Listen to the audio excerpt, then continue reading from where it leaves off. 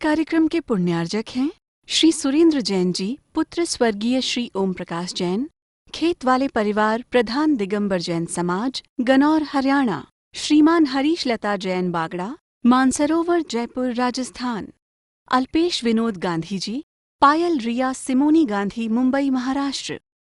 श्रावक रत्न स्वर्गीय सुखपाल सिंह जी जैन अंछाड़ वाले। श्रीमती सरोज जैन, श्रीमती वीना जैन, श्री प्रवीण जैन, श्रीमती शेफाली जैन, श्री नवीन जैन, श्रीमती प्रीति जैन, श्री मनीष जैन, श्रीमती किरण जैन, श्री अरुण जैन, श्रीमती अलका जैन, श्री प्रवीण जैन, श्रीमती अंजू जैन, श्री नितिन जैन।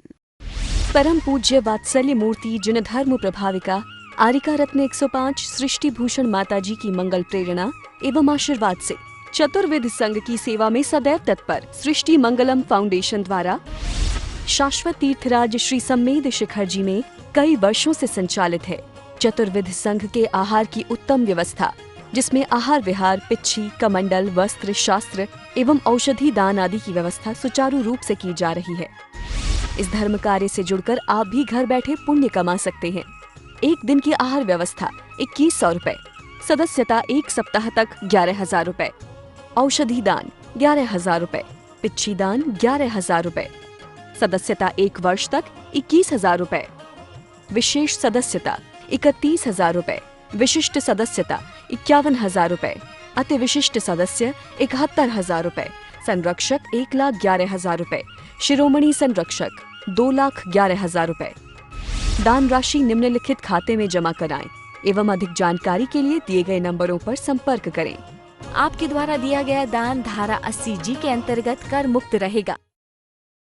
जैन धर्म की प्रमुख आरिका माँ सृष्टि भूषण माता जी, जो जन जन के कल्याण के लिए हमेशा तत्पर रहती हैं, जिन्होंने अभूतपूर्व धार्मिक एवं सामाजिक कार्य किए हैं, जिन्होंने दीन दुखी असहाय वृद्धों को सहारा दिया, जिनका शिक्षा के क्षेत्र में भी सराहनीय सहयोग रहा है, ऐसी पूज्य आरिका माँ सृष्टि भूषण माता जी वर्तमान में श्री महावीर जी अतिशय क्षेत्र राजस्थान में विराजमान हैं।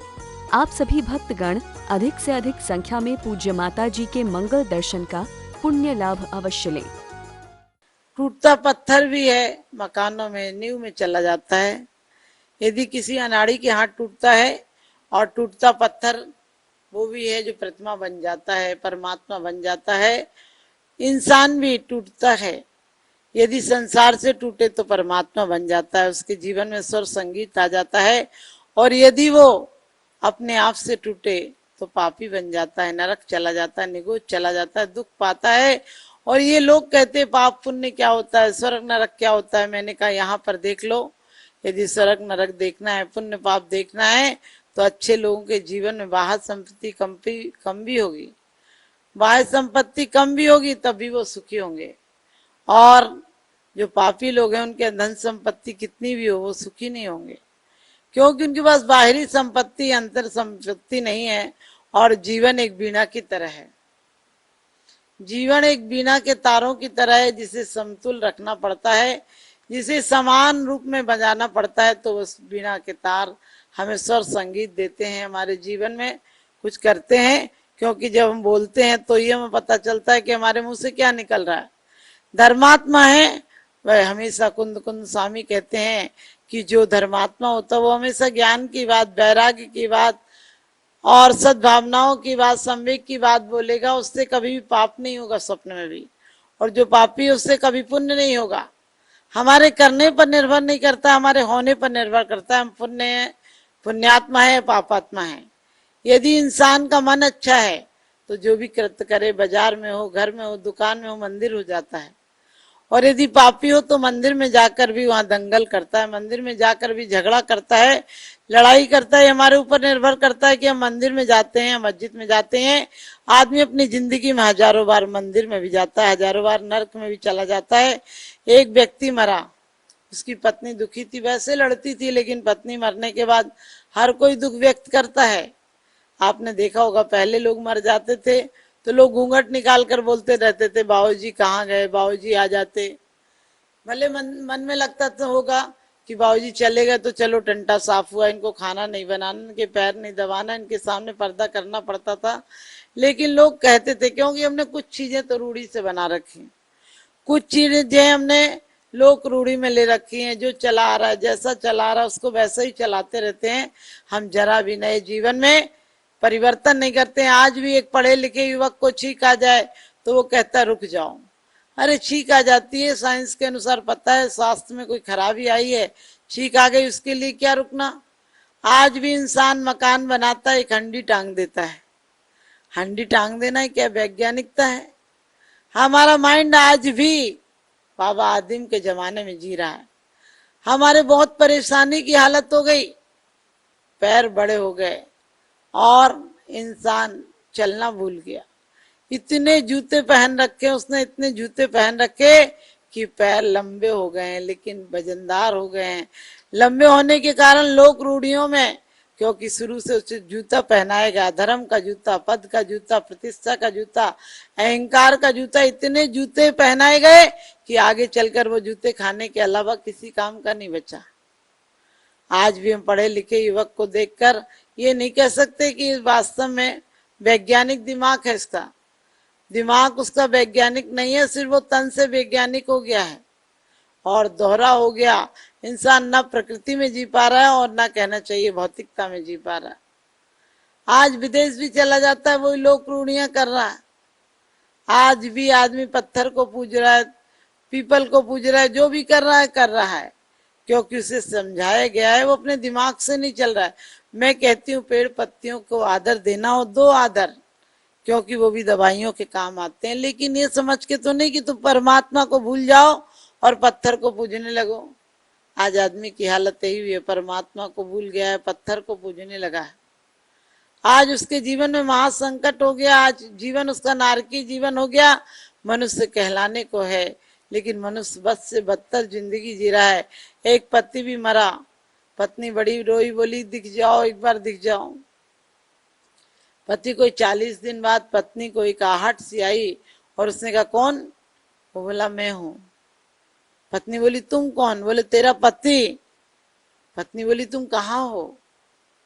बोले मैं बहुत अच्छी जगह हूँ। बोले अच्छा लगा सुन करके आप कहीं अच्छी जगह गए हो। बाकी इतना लड़ते थे कि मुझे तो लगता था कि आप नरक ही चले जाओगे। पत्नी बोली आप ले इतना लड़ते थे, अच्छा हुआ कि आप स्वर्ग चले गए। आप खुश है ना? कोई तकलीफ तो नहीं? पति बोला बहुत खुश हूँ, बहुत खुश हूँ। उसने कहा कोई तकलीफ? कहने लगे तकलीफ का नामो निशान नहीं है। तो पत्नी बोली फिर स्वर्ग के बारे में बताओ। उसने कहा स्वर्ग? कौन गया स्वर्ग? उसने कहा तुम ही कह रहे बहुत अच्छे हैं, बहुत अच्छे। तो अच्छे तो स्वर्ग में ही होते हैं। पति बोला अरे बावली में नरक में हूँ। फिर पत्नी ने कहा तुम फिर क्यों कह रहे थे इतने सुख में हूँ, सुख में हूँ, सब सुख है, यहाँ जैसा कोई दुख नहीं है। पति बोला वहां तू नहीं है, वहां तू नहीं है, वहां चिक चिक करने वाला कोई नहीं, वहां हिसाब लेने वाला कोई नहीं, इसलिए स्वर्ग की तरह नरक भी लगता है। मैं नरक में हूँ, मैं स्वर्ग में नहीं हूँ। आप भी ध्यान रखना, आज का इंसान भी नरक में जी रहा है। बाहर से उसने बहुत बढ़िया बढ़िया व्यक्तित्व तो तैयार कर लिए हैं, बाहर के खोखे तैयार कर लिए हैं, लेकिन अंदर जब तक सुंदर नहीं बनेगा तब तक कुछ नहीं होगा। क्योंकि अंदर सुंदर कैसे बन सकता है? भाई जो जुबान से बोलता है वो उसके दिल में आना चाहिए। क्योंकि शब्द सुनने के लिए हमारे पास दो कान दिए, एक से सुनिए और एक से निकाल दीजिए, निकल जाता है। लेकिन हमें सुनने के बाद हृदय एक दिया है, हृदय से निकलने की व्यवस्था नहीं है।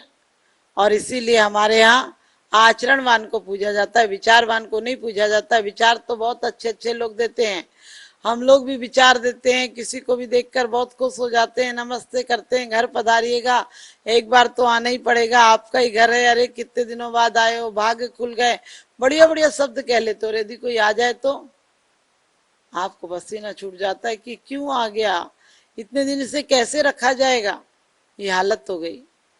एक बार की बात, एक शादी विवाह का मौका था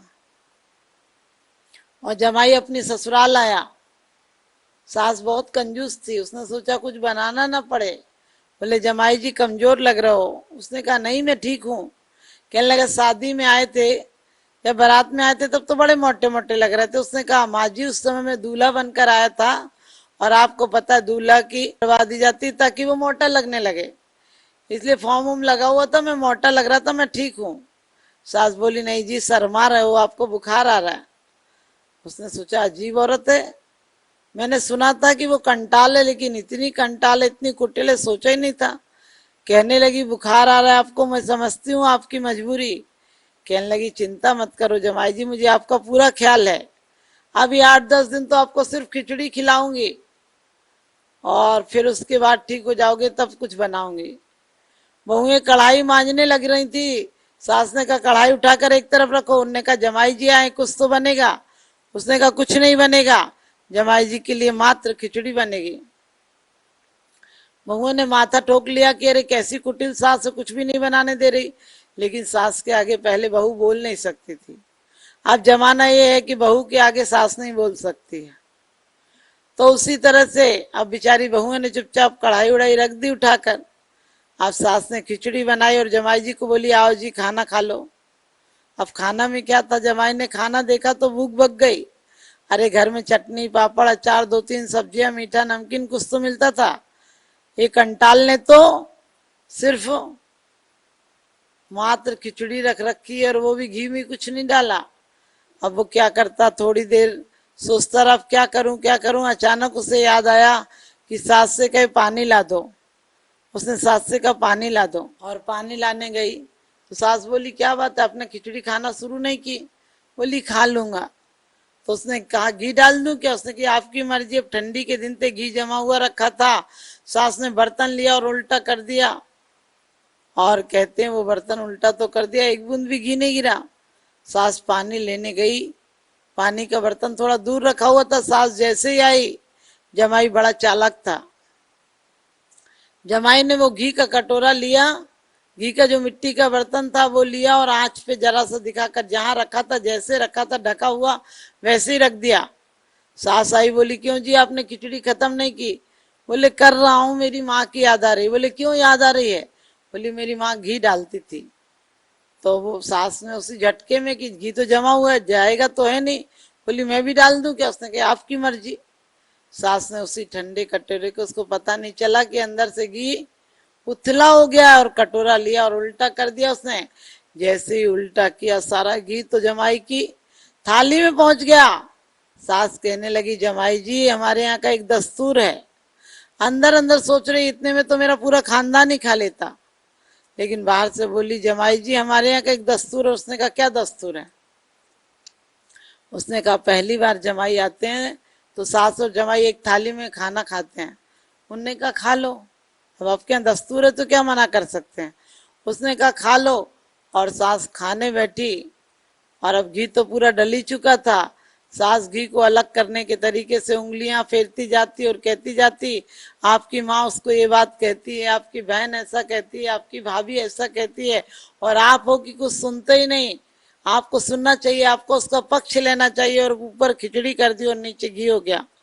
जमाई भी बहुत उस्ताद था, जमाई भी बहुत कोई कम नहीं था।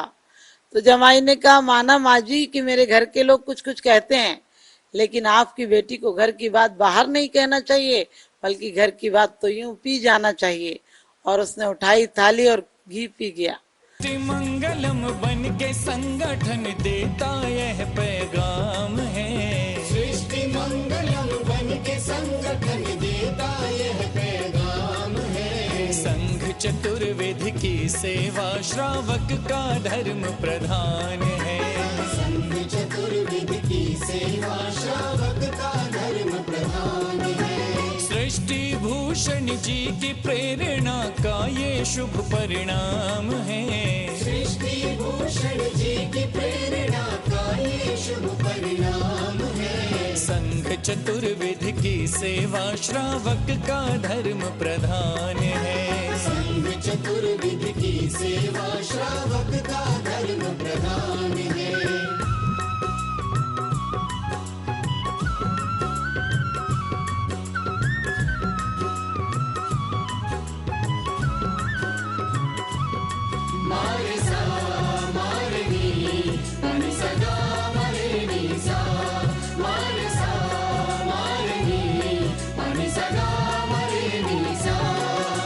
त्यागी वृंद के आहार दान है तू जो सदा संकल्पित है। वर्षों से संकल्पित है। आदिनाथ सृष्टि आदर्श सेवा समिति संचालित है। सम्मेद शिखर में शोभित, साधु सेवा में समर्पित। सम्मेद शिखर में शोभित, साधु सेवा में समर्पित। दूर करे साधकों की चर्या में जो भी व्यवधान है। दूर करे साधकों की चर्या में जो भी व्यवधान है। संघ चतुर्विध की सेवा श्रावक का धर्म प्रधान है। संघ चतुर्विध की सेवा श्रावक का धर्म प्रधान है।